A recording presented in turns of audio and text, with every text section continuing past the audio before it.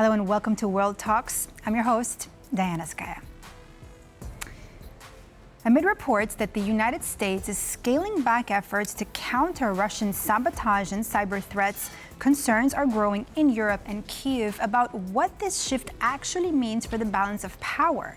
Now, with military and intelligence support for Ukraine temporarily paused and diplomatic outreach to Moscow intensifying, is Washington paving the way for peace or giving in to Russia and giving Russia the upper hand? Well, joining me now to discuss in studio is my guest, Aleksandra Wójtowicz, New Technologies and Digitization Analyst at the Polish Institute of International Affairs. Aleksandra, welcome to the program. Thank you for having me.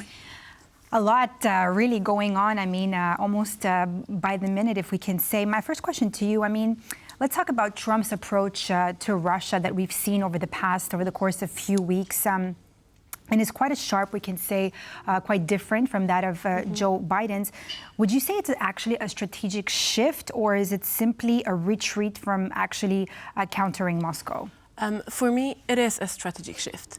We have seen that throughout numerous executive orders of Biden. We can see it in his rhetoric. The change is here. We do not know how long will it last, knowing that Trump has this urge to change his mind quite often. But nonetheless, it seems as if it could have been a strategic shift, and his personnel and his politics regarding his human resources, let's call them, is also an indicator of that. He chose people who have been very openly speaking about Russia, who have been sharing Russian disinformation, like Tulsi Gabbard, and this tells us something, and we should acknowledge that. Just like how you mentioned that, spreading misinformation, probably even feeding into the Russian narrative, into Russian propaganda. How vulnerable do you think this leaves Europe? I think it leaves us a bit more vulnerable than we have been. Europe is thankfully still focused on countering disinformation. We have legal acts like the DSA or strengthened practice, strengthened code for countering the disinformation. So we do have these acts. We have a lot of NGOs that are focused on that. We have we have the governments that are focusing on that. For example, in Poland, we do have NASK, who is countering disinformation. We do see that in other countries. But still, our transatlantic cooperation in that regard was crucial, and now it's gone. So by the end of 2024, it wasn't yet Trump, but Republicans decided to cut off the GEC-IQ, so Global Engagement Center, which main aim was actually to counter disinformation, to counter these hybrid threats by cooperating with Europe. So now it's gone. And then other decisions by Trump are also within that mind, they follow the same path. So he is annulling joint actions that we had and our transatlantic cooperation in that regard. You are talking about this cooperation and these organizations and coming in together, but in your view, do you think that we could see an increase in cyber attacks or other disruptive activities? What kind of challenge is it going to pose also for these organizations together to be able to kind of swift away from all of that? Yeah, so of course we are already seeing that. If you look at Eurostat data or even Polish statistical data, you are seeing actually that the number of cyber attacks is increasing. It has been increasing since the very beginning of the war in Ukraine, so that is already happening.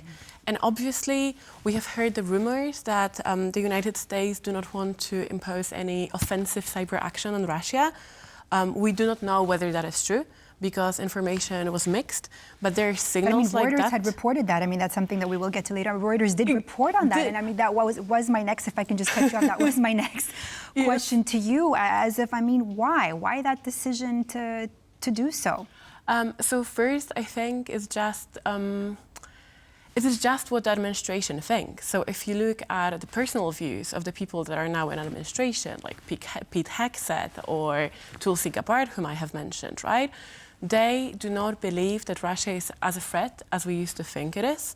They very much agree with Russia on numerous cases, whether that is gender or health. They sometimes would share very similar COVID narratives that Russia used to share. This goes also to security.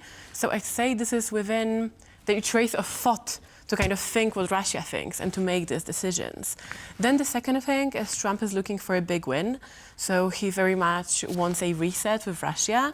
So in order to lure Putin into him, he wants, maybe he wants him not to feel threatened.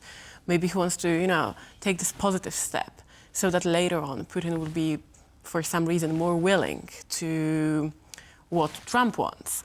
So this could be it. Then last but not least, so what you mentioned, what Reuters reported, is the fact that Biden ordered that National Security Council that it would have joint operations between Europe and the US to kind of counter these hybrid threats, to exchange information and so on. So these are the things that they're now canceling, they're annulling that. And that also shows their attitude towards the European Union and maybe Europe in general, as if they think that Europe should do all these things on its own.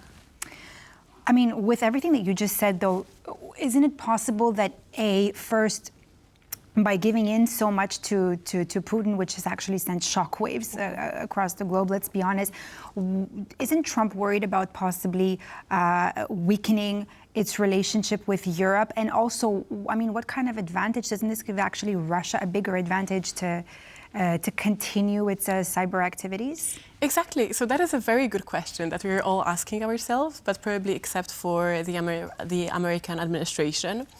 So of course, it is giving Russia the advantage. So before you ask me about an increase in cyber attacks on Europe, so it even influences that in that way, that Russia can no longer be that much bothered with the US. So they had resources to counter the possibly cyber attacks that the US was imposing on them, to answer actions that were done by the US. And now, it's even a question of human resources, right? Now these people who are focused on that would have more time to, for example, attack Europe, cybernetically, etc. Then the second question of yours. I think, again, and I would like to emphasize that very much, in my opinion, at least part of Trump's administration, they were fed on disinformation. So you can see that when you're analyzing their Twitter profiles, where you're analyzing their social media, when you're analyzing the things that they're saying, you see very clearly that they are reading the news that very much were influenced by some disinformation actors. Sometimes, like Elon Musk, they would share directly news from accounts that were linked to Russian disinformation or to this kind of disruption efforts in general. So it seems to me, it is the theory that I have, is that because they kind of fed themselves on this type of information, this really influenced them. So they, in a way, are this kind of a victory of this information. So now they're making decisions based on the information that they have been consuming for the last 5 years, I would say. What do you think that this tells us, all of this that you mentioned, really, really important factors, what do you think that this tells us about the priorities of Trump's administration?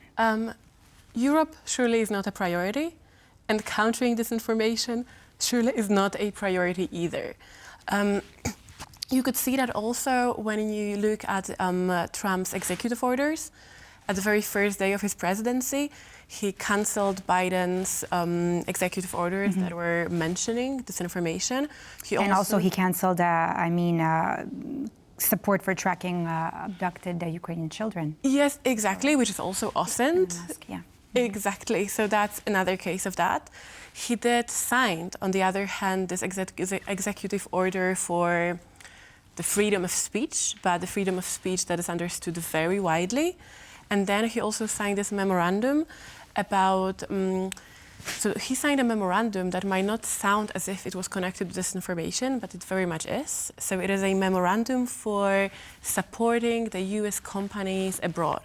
But what it's actually about is about the DSA and other regulations like that, or even cyber taxes, because it says that if any foreign country would impose any payment on an American company, and American administration thinks that it is too much, then they can impose sanctions, they can impose, of course, tariffs, our beloved tariffs, etc. So you see that very much in his actions.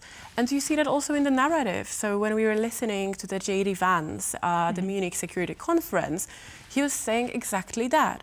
He was saying that any restriction put on the freedom of speech, even though, he said that literally, even if we see disruption that is really connected to, for example, Russia, is a bad thing, and we shouldn't do that. So you very much see that it is this widely understood freedom of speech rather than countering disinformation that is his goal, and that surely Europe is not the best friend of Trump, as he would say. So what now is Europe, what should Europe do to step up its, if I can say, game against all of Trump's policies like this way? So when it comes to this field of cyber and information, cyber attacks, I think we should step up our game.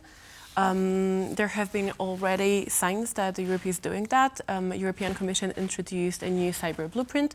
So these are these guidelines for the European countries, for the EU countries, to exchange information and train to be able to counter any cyber attack, like the ones that happen in whole Europe when cyber attackers were attacking European hospitals and making them not able to access their patients' data, which obviously is very, very vulnerable area. Then we should, in any other way, we should also increase our information exchange capabilities, and also within the very countries. Like again, Poland could serve as a good example here. We do have NASK, which is basically a Polish cybersecurity agency within all, all the other agencies around it. And the other countries should also invest in similar solutions. And again, even in the human resources. So we need to have, I love this word, apparently, we need to have a personnel who would be able to counter attacks that we're going to face. Thank you so much, Aleksandra Wójtowicz, for being with us here this morning on World Talks and breaking it down for us. Thank you so much.